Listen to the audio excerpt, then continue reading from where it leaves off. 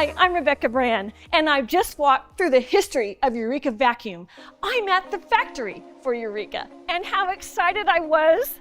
When I arrived to the Eureka factory, they put a welcome sign up for me. What hospitality! With Eureka's 100-year history, we're going to walk back in time and into the future with Eureka Vacuum at this factory tour. I bet your family has a history of Eureka vacuums. They've been around for over 100 years.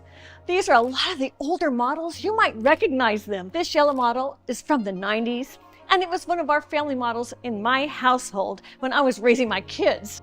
And when I was a little girl, we had a canister vacuum. You might remember these. Now they still make one, and this is more lightweight than ever before. There's a vacuum bag inside. But this is exactly the kind I had before I was born. My parents, if I was a good girl, got to help them on weekends vacuuming the house. It was like taking the dog for a walk in the living room. And with this hose, I could just ballet dance all around my living room floor and clean the floor. My parents were thrilled that I was doing the cleaning, and I was thrilled to be using the Eureka canister vacuum. Now, this is a modification of the canister. It's the Eureka Whirlwind, and what's special about this is you can see the dust collection, so you know if you need to empty it, and it's super easy to empty. It's smaller, but it has the same rotation and rolling around features as the canister vacuum. Take your pick. And as much history as there is with Eureka, there's also the future. Here is our current models. Each one of these upright models has its features and benefits for the family. These models are all lighter and easier to use than anything before. And this Stylus Elite model will take the particles from all the dust and debris from your floors and put them down the chute into the dust bag and lets you know when it's time to change it. You don't have to guess that anymore. The Stylus Elite is a smart home appliance, and this model is the Omniverse. It's got quick shift technology, so you can go really low and get under those couches. Also, you can take it into little sections, like if you want to clean your car, for instance. It's really portable with the way it comes apart. Now let's go into the factory and see how it's all done. I want to know what makes a vacuum a vacuum. Eureka, their motto is, "We work hard to make cleaning easy." During my visit to Eureka's home office and factories, I met this guy named Dave. Now, Dave was a user advisor. Eureka had asked for community people to become involved and understand their factories and to give them feedback so their new models of vacuums would be developed with the user in mind. So, this is me talking to user advisor Dave and getting his thoughts all about the Eureka vacuum and his experience with Eureka, so we shared our experiences together. It was fun to talk to him because he had the same kind of family memories as I did. So we talked about who had to clean up more, him or I. I got to see some really great demonstrations of their latest models. This one was an upright model that did wet messes and dry messes. It's a wet-dry vacuum. It gets up dry messes along with the wet. I got to try it out. It was really swivelly. It was fun to play with our new models. And then me and Dave compared notes. And then I got to meet Lee. Lee is a manager in the Eureka factory. So it was off for the factory tour. One of our stops was in the testing of the vacuums. Lee explained to us how each of these vacuums are running for months at a time.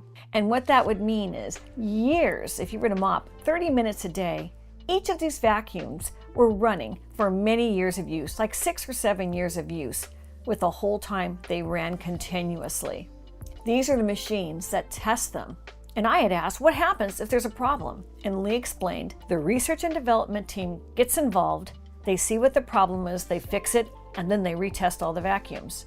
A large percent of them are tested in the quality control laboratory. I was pretty fascinated with the robot was twisting and swerving just like my hand would do if I was holding the handle. So it mimics a human hand, so the vacuum is on the floor and responsive to what the human hand would do running this vacuum. And then there was a shake test. Now that was a lot of fun. These vacuums are packed in boxes, and they gotta make sure those boxes are packed good to not have any damage during shipping. Then give them a good shake. And then we went into the factory where they manufacture the motors. Now this was one of the most fascinating parts to me. There was a very large part of the factory. All those little copper things, those are the motors. And then the motors are inspected. Those are the cubbies behind the blue. Then we got to pick up and touch the motors. And Lee explained how fast the motors rotated. And then I learned from Lee that you have to have a super high fluid rotation because that motor is going to send the air up through fans through the vacuum that creates the suction power. This is the most important part of a vacuum, are these little motors. Every one of them has to pass quality standards. This was the most important part of the vacuum. Lee explained how they were made up with many different kinds of metals depending on the physical qualities of the metals they needed to make this component for the entirety of the motor.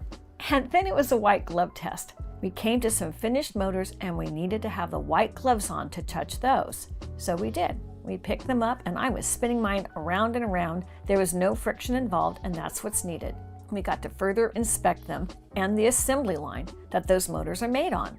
It's all robotic automation, which makes it efficient and inexpensive. That's why Eureka's prices have always been reasonable for their high quality of vacuums. We saw more of the factory and more of the robotics. We saw more of the conveyor belts, showing more of the different parts that go into the assembly of the vacuums, and then these really big machines that were behind me. And those are putting together the plastics and mixing the plastics that create a lot of the vacuum parts, with the robotic arms moving and taking out the parts as they were created and putting those parts on the conveyor belts. It was all very impressive. And in the end, comes out the boxes where the vacuums have been put in to be shipped all over. Even the packaging of the vacuums into these boxes for shipment had a robotic arm that sucked the boxes up with vacuum technology. That was a highlight for me because of course Eureka is going to use vacuum technology even in its manufacturing.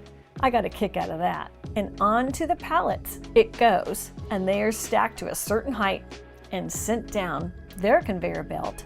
And as I looked at this part of the Eureka vacuum factory, I couldn't believe it. It was so big, it looked like vacuums were being created from infinity to beyond. The factory was huge. I just couldn't believe the size, the automation, and precision I saw in the factory that day. And of course, at the Eureka factory and showroom, they had a living room set up with a vacuum. Well, I don't know why I was surprised at all, because Eureka knows how to make cleaning easy, and they need living rooms to check it out and test it out. Of course, smart them. And I got to see even more of their showroom. And with Eureka's silence technology, when you're vacuuming, you don't have to wake the baby. It's not loud anymore. Their R&D development department has figured it out to make vacuuming quieter than it's ever been before. Eureka! So for over a century, from the past and now to the present and in the future, Eureka is the brand for families. I'm so happy to have had this factory tour. I hope you found it fascinating, because I sure did. I'm Rebecca Brand. Thanks for watching this video. I hope you subscribe to my channel and ring the bell to get notified of my next video. And let's keep making great recipes in life. And today's recipe was how to make a vacuum.